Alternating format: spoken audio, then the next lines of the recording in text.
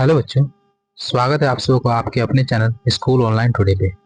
तो बच्चों, आज हम क्लास 6 के जो इतिहास बुक है बिहार के गवर्नमेंट स्कूलों का, उसके आज अध्याय दूसरा पढ़ने वाले हैं बच्चों। क्योंकि पहले अध्याय में बच्चों यही बताया गया है कि सारे अध्याय हम लोग कौन कौन से पढ़ेंगे बच्चों। तो ये बच्चों जो किताब है उसका नाम है अतीत से वर्तमान, जो कि बच्चों हर एक सरकारी स्कूल के छठे क्लास के लिए यूज होता है बच्चों। तो चलिए हम लोग इसके दूसरे अध्याय को पढ़ते हैं बच्चों। तो बच्चों ये है इसका दूसरा अध्याय, जो कि है क्या, कब, कहाँ और कैसे। इसका मतलब कि क्या, इसका मतलब होता है कि कब वो क्या है, ठीक है। और कब मतलब वो कब हुआ या फिर कब उसकी जानकारी मिली। और कहाँ का मतलब वो कहाँ से उसकी जानकारी मिली, कहाँ पर वो था। और कैसे का मतलब होता है कैसे मिली जानकारी, मतलब हमें उसके बारे में जानकारी कैसे मिली। यही इस अध्याय का मतलब है बच्चों। तो चलिए हम लोग इसको पढ़ते हैं और समझते हैं बच्चों। तो अध्याय का जो ये शुरू में दिया हुआ है बच्चों, जो आपको पढ़ना चाहिए, इसे ब्रैकेट में करके दिया हुआ है, क्वेश्चन सॉरी बॉक्स में करके। तो बोल रहा है कि सोनी का सवाल। सोनी अपनी सहेली पिंकी के साथ टेलीविजन देख रही थी। टेलीविजन पर दिखाया जा रहा था कि मानव धरती पर हजारों सालों से रह रहा है। सोनी सोचने लगी और पिंकी से बोली, इतने वर्षों पहले क्या हुआ, यह कोई कैसे जान सकता है। पिंकी, जो सोनी से 5 वर्ष की बड़ी थी, इस प्रश्न का उत्तर निम्न तरीके से देना शुरू किया। तो बच्चों, जो सोनी जो है वो पिंकी से 5 साल बड़ी थी। सॉरी, पिंकी जो है वो सोनी से 5 साल बड़ी थी। यह और वो इस प्रश्न का उत्तर देना स्टार्ट करती है बच्चों। तो कैसे उत्तर देती है, देखिए बच्चों। हजारों साल पहले क्या हुआ था, यह कैसे पता लगाएं। कल क्या हुआ था, यह जानने के लिए हम रेडियो, टेलीविजन या फिर अखबार की मदद लेते हैं, ठीक है। जैसे कल क्या हुआ उसके लिए हम लोग तो टीवी देख लेते हैं, अखबार पढ़ लेते हैं और रेडियो सुन लेते हैं। तो इससे हमें कल के बारे में जानकारी मिल जाती है कि कल ये चीज हुआ था, ठीक है। और जैसे आजकल के ज़माने में अभी मोबाइल ज़्यादा यूज हो रहा है बच्चों, तो मोबाइल पर भी हमें जानकारी मिल जाती है कि कल क्या हुआ था, क्योंकि हम लोग मोबाइल पर ही न्यूज़ पढ़ लेते हैं, मोबाइल पर भी टीवी देख लेते हैं। तो इसी तरह से हम लोग कल के बारे में जानकारी प्राप्त कर लेते हैं। 10-20 साल पहले क्या हुआ, यह हम अपने माता पिता, दादा दादी या नाना नानी से जान लेते हैं, ठीक है बच्चों। यानी कि 10 साल पहले, अब हम लोग कल के बारे में तो जान लिए, लेकिन जब हमें 10 साल के पहले के बारे में जानना होगा, तो बच्चों उस समय के बारे में हमारे बड़े बुजुर्ग हैं जो घर में माता पिता, दादा दादी या नाना नानी, वही हमें बता सकते हैं कि 10 साल पहले क्या हुआ था। क्योंकि वो 10 साल पहले यहाँ पर थे और उपस्थित थे। और हो सकता है आप लोग में से कुछ ऐसे भी बच्चे होंगे जो 10 साल पहले उपस्थित ना हो। ओके बच्चों, तो चलिए। लेकिन हजारों वर्ष पहले क्या हुआ था, इसकी जानकारी हम इतिहास से प्राप्त करते हैं। अब बच्चों, हजारों साल पहले क्या हुआ था, ये तो दादा दादी भी नहीं बता सकेंगे, क्योंकि उनकी आयु ही उतनी नहीं हुई है। और कोई भी मनुष्य ज्यादा से ज्यादा 100 साल या फिर 110, 120, उससे ज्यादा नहीं जीते हैं बच्चों। तो अब हजारों साल पहले की जानकारी लेने के लिए तब तो हमें किसी और चीज की मदद लेनी पड़ेगी, और वही है इतिहास। बच्चों, हम लोग जब पुराने जमाने की यानी कि हजारों साल पहले की जानकारी लेंगे तो हमें इतिहास को पढ़ना पड़ेगा बच्चों। यथा हमारे पूर्वज कौन थे, मतलब हमारे पूर्वज जिनके हम वंशज हैं, वो कौन थे, वे कहाँ रहते थे। अब हमारे पूर्वज थे तो वो कहाँ रहते भी थे, वे क्या खाते थे और कैसे कपड़े पहनते थे बच्चों। अतीत से लेकर वर्तमान तक की जानकारियां हमें इतिहास से ही मिलती है बच्चों, और यही सब की जानकारियां हमें बच्चों इतिहास देता है। ठीक है, तो चलिए आगे बढ़ते हैं।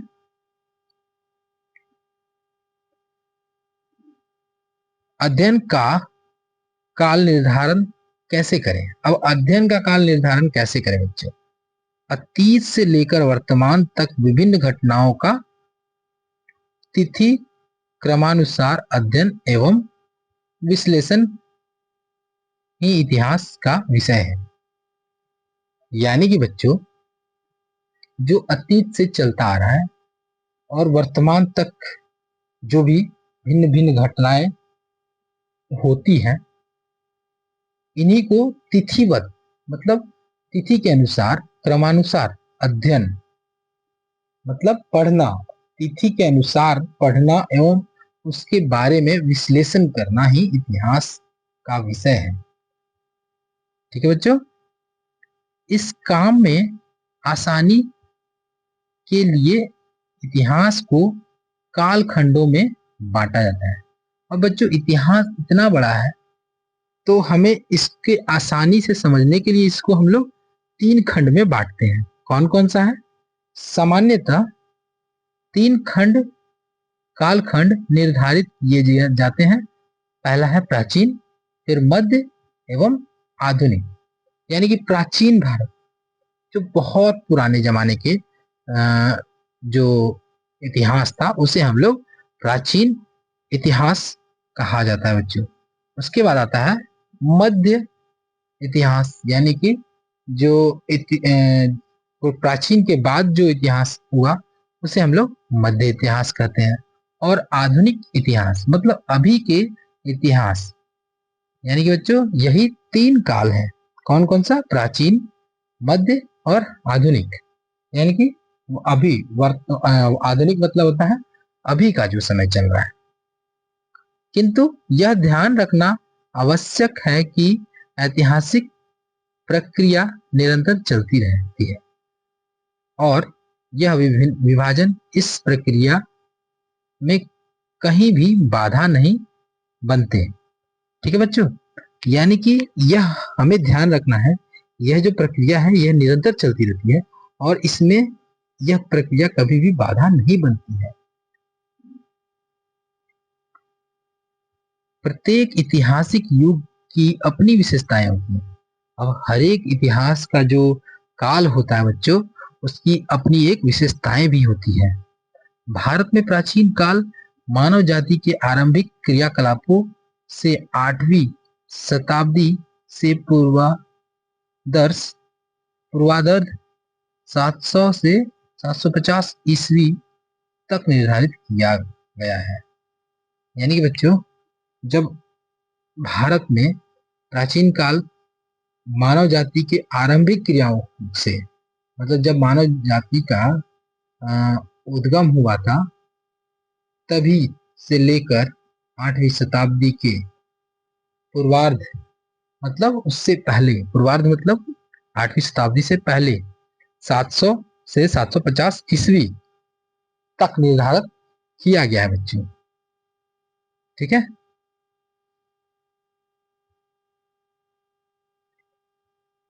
इसके आरंभिक चरण को पूर्व ऐतिहासिक काल भी कहा जाता है, क्योंकि उस युग की घटनाओं का प्रयोग क्रमबद्ध लिखित इतिहास उपलब्ध नहीं है बच्चों। ठीक है बच्चों, अब देखिए बच्चों, जो ये पहला जो इतिहास था उससे हम लोग पूर्व ऐतिहासिक काल भी कहा जाता है, जब इतिहास के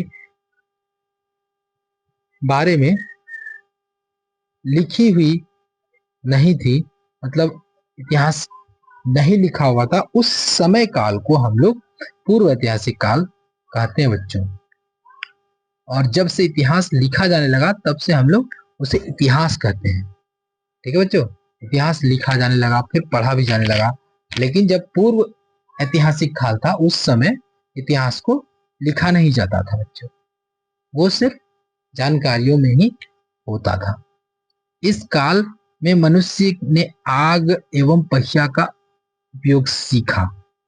इसी काल में बच्चों मनुष्य ने आग जलाना सीखा, पहियों का निर्माण करना सीखा, ताकि उनकी जो भी दूरियां हो वो तुरंत तय हो जाए। खेती और पशुपालन सीखा, खेती भी सीखे और अपने अनाजों को उगाने लगे। पशुपालन सीखा जिनसे उन्हें दूध और बहुत सारे उपयोगी पदार्थ मिलने लगे। और इसी समय गांव एवं कस्बों तथा शहरों का विकास हुआ।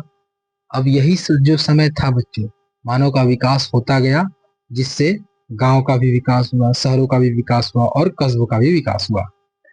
6ठी शताब्दी ईसा पूर्व से सुसंगठित राज्यों का निर्माण आरंभ हुआ।